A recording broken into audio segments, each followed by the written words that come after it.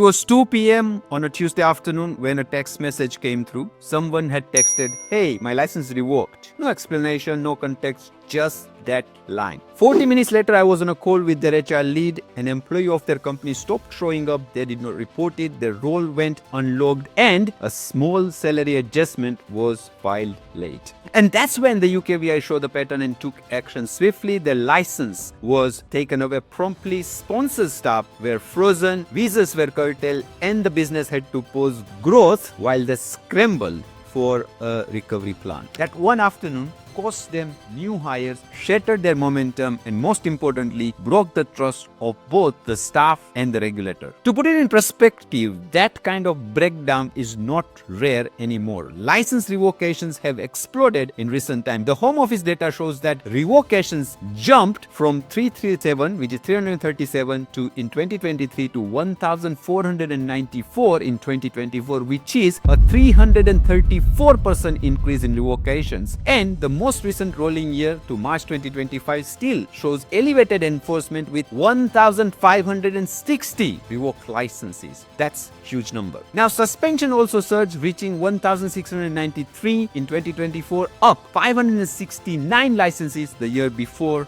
that were suspended. So the signal is very clear. The compliance is now a frontline business risk, not a checkbox. But what is compliance and why is it so important? Before we dwell into today's topic, a quick intro. I am Yash Dubal, Managing Director at AY&J Solicitors. We are an SRA regulated legal 500 firm with over a decade in UK immigration, winning multiple awards, serving 4,000 plus clients and having 1,200 positive reviews. We are here to help you. So in simpler terms, sponsor license compliance is about following Home Office rules, reporting changes, keeping proper records, and confirming sponsored workers are doing their roles so your license stays valid. The license is not a trophy you hang and forget. It's a live permission with strings attached. When UKVI grants you a sponsor license, you become responsible for every overseas professional you bring in. That means their right to work, their role change, their attendance, their salary, their existence in your organization. All of that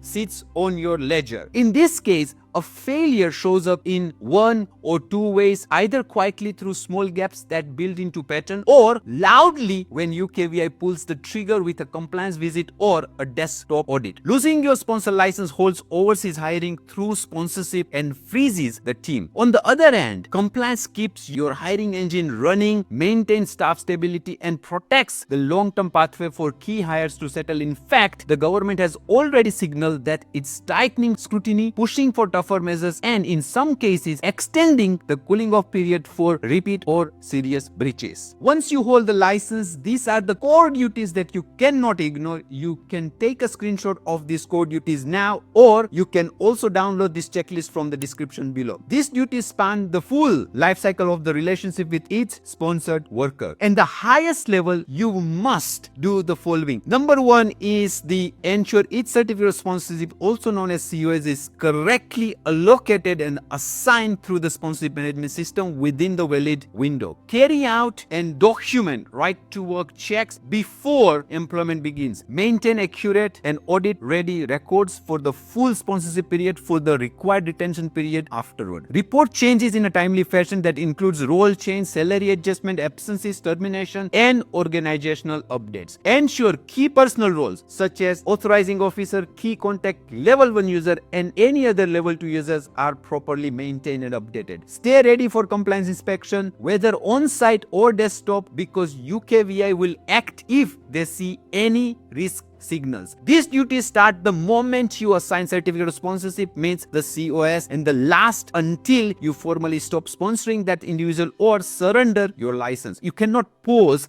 them because you used priority service or because the business is busy. Each duty is a signal. Filing those signals cleanly keeps you off the enforcement radar. Now let's break down what real day-to-day compliance looks like in practice. What we showed earlier was your duties overall. This is what what you do on a day-to-day basis. This is the daily rhythm that keeps your license, your sponsor license, safe. Number one, pre-license readiness and ongoing audit simulation. Before you even get the license, UKVI might do a pre-license assessment to test your HR system and genuine vacancy needs. After you have the license, simulate their internal review system. Run mock desktop audit. Check your folder structure. Train your team. If the compliance officer showed up tomorrow, would you confidently pull every file? That's the question you need to answer. Number two is right to work and record keeping. Conduct full right to work checks. Use identity service providers or employee checking service. Share codes when relevant. Capture and store passport scans, BRPs or e-visa screenshot, national insurance evidence, and sign contracts and documented leaves or absences. Organize each worker's documentation clearly in your folder system. Now, a messy folder could cause a delay and invite doubts, so maintain a clear folder of all with all the relevant documents. Number three is reporting changes. This is where the most licenses get tripped up. You must report first day no-shows or early termination within 10 working days. Unauthorized absences over 10 days in the same window. Any changes in salary, role or hours within 10 working days. Organizational updates like new branches, mergers or name changes within 20 working days. Structural changes like TUP transfer as soon as they happen. Delays or forgetting any of those triggers escalation, and UKVI system flag irregular behavior, and those flags can lead to a deeper scrutiny. Number four is key personal maintenance. Authorizing officer, key contact level 1 and level 2 user. These are not decorative titles. These are crucial roles in the compliance journey. They must meet suitability checks, be trained and be active in the system. If someone exits or becomes inactive and you don't update the system, you risk breaching your license term instantly. Number five is certificate of sponsorship life cycle management. Allocate your COS very carefully. Unassigned COS once expire at the end of your COS year and don't roll over. Renewal dates vary by license. UKVI may auto-allocate based on your last year's usage, or you must request new COS via SMS. Use the correct type and accurate details to avoid refusals or license downgrade. Linking a COS to the right visa application is the small detail but with a big consequences. So please carefully link the correct COS with the correct visa application. So what's the cost of non-compliance? This is where the story turns from process into consequence. Non-compliance is not a warning, it's a progression of enforcement steps. Your sponsor license would face downgrade, means minor or early breaches often lead to a downgrade. Your license moves from A rating to B. You cannot assign new COS until you fund and execute an action plan with UKVI. That pause slows hiring, sends a signal to the market. Number two, suspension. Serious or repeated failure leads to suspension. All sponsorship activity stops. You get 20 working days window to respond, but during suspension, you cannot bring in new global talent. That slows down and stops your momentum of hiring. Third is very serious, revocation. If issue remains unaddressed, the license is revoked. Existing visas can be curtailed, normally giving affected staff 60 days to leave unless they transit. You face a cooling off period that can extend beyond the standard length for repeat offenders. Recovering from revocation means rebuilding credibility and often waiting a whole year before reapplying. Number four is civil penalties and reputational damage. Employing someone without the right to work can lead to a civil penalties up to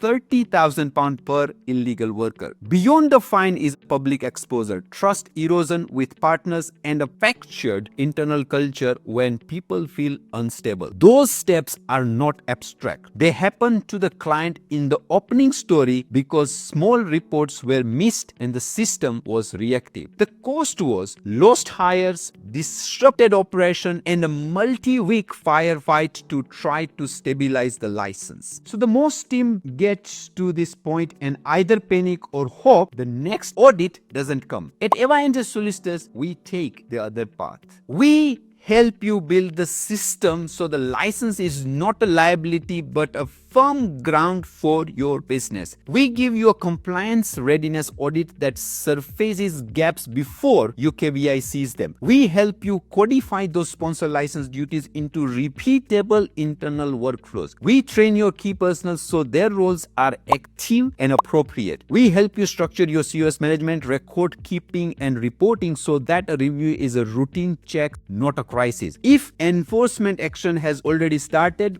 we guide recovery, handle challenge responses, and advise on minimizing downtime. You don't need a large internal compliance team. You need a clear checklist, an experienced partner, and a roadmap that matches your pace. Here is what to do next. Number 1, download the compliance checklist from the description section below. Though it's a guideline and not a concrete legal advice, it lays out your duty timeline and shows you where the weak points are. Number 2, book the compliance readiness call now. On that call, we will review your current setup, walk through the biggest risk, and give you a clear prioritized action plan. Number 3, put the plan into motion with AY&J Solicitors. Fix the small gaps before they become license level problems. Smart employers don't wait for the revoked message at 2 p.m. They build the system ahead of time. AY&J Solicitors helps you do exactly that so you can keep your license, keep your hires, and keep scaling. If your license is already suspended or revoked, every hour you delay costs your talent, momentum, and credibility. Start by booking a call with us to help you get out of this tricky situation. There is no time to waste, and slots for recovery are very limited. Compliance is not something to react to. It is a system to own. AY&J Solicitors helps you build it before alert arrives. This is all for today. Thank you so much for watching so far, and I hope this helps. If you like the video, hit that like button